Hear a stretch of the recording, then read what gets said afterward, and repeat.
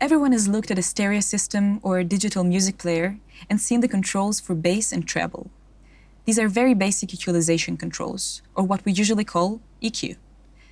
EQ is one of the most basic sound processors, a one that is available even in the simplest car sound systems. But when we create music, we use much more elaborate and precise EQ tools. In this episode, we're going to talk about what we do with EQ and why we use it in music.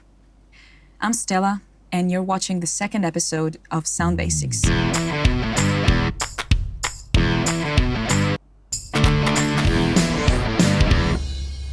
We use EQ to control the frequency spectrum of a piece of audio. But what is frequency? It's a function of air vibrations. When you pull a guitar string, for example, it vibrates and creates rapid changes in air pressure, or what we call a sound wave. The number of sound wave cycles per second is the frequency of the string, and we measure it in units of hertz. The frequency is what determines the pitch that we end up hearing. The human frequency hearing range is approximately 20 Hz to 20 kHz, and it differs from one person to another depending on age, ear structure, and how many loud parties you've been to. Just so you know, certain animals hear different frequencies. Dogs, for example, can hear up to 45 kHz. Now back to music.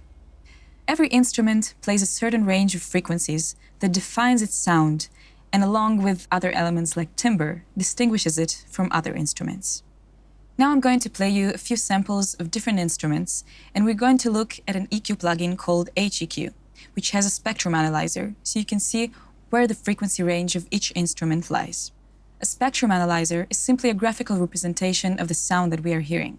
Let's start with a kick drum, which is usually the biggest drum in the drum set, and as such, produces the lowest frequencies.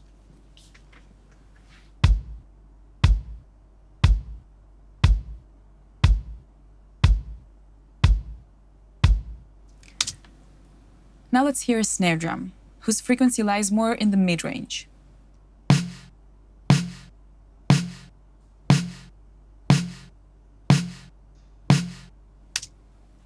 And here are the cymbals, which take up mostly the high frequencies.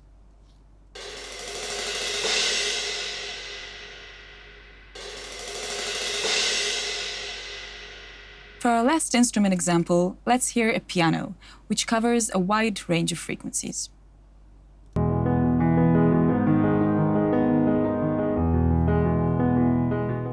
Now let's hear what happens when we change the EQ of different instruments.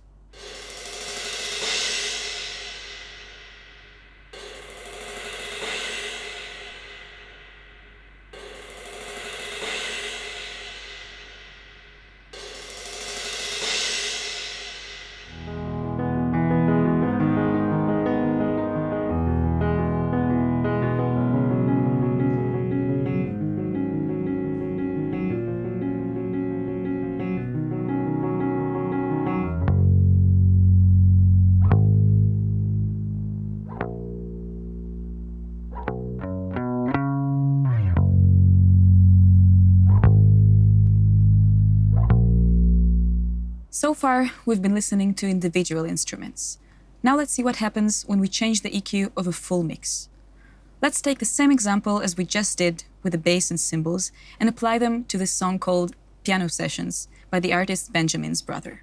Lay down your head on my chest. Let me love you. Notice how it sounds when I raise or lower the low frequencies. This is the same effect that happens as moving the bass knob on your stereo. Lay down your head on my chest. Let me love you again for one last time. And when I raise or lower the high frequencies, this is the same effect as moving the treble knob on a stereo or car radio. That's basically how it works.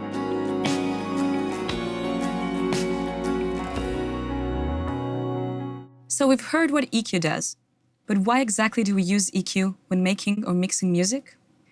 Well, we don't always want the full frequency range of every instrument in our mix, and EQ can help us sculpt the sound image, boost what is desired, and cut what is not.